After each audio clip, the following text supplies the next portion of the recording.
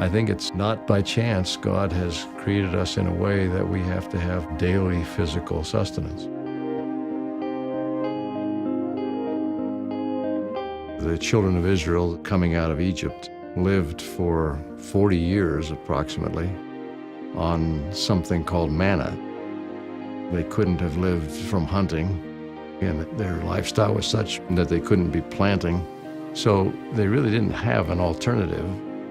God was, in essence, providing their daily sustenance. And I think at least one of his purposes was to teach them to remember him, to think of him, to look to him, to have faith in him, that he was the source of their life. He did it in the way of making it a daily thing. They couldn't gather up manna and store it. It would only be good for one day. They couldn't forget who was the source of their blessings. There's a spiritual parallel in our day. We all recognize the need for physical sustenance.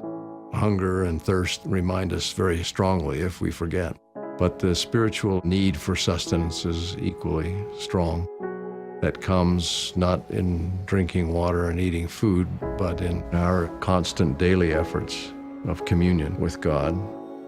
We ought not to think that we can go weeks and months without spiritual sustenance and not suffer, and not to have a deadening influence in our spiritual life.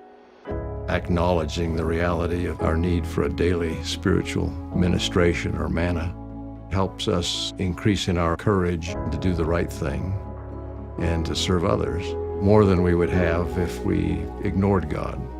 People sometimes think, well, those are such small things. Prayer, immersing ourselves in the scriptures, pondering, meditating. How can that really produce a significant difference in a person's life? But it does.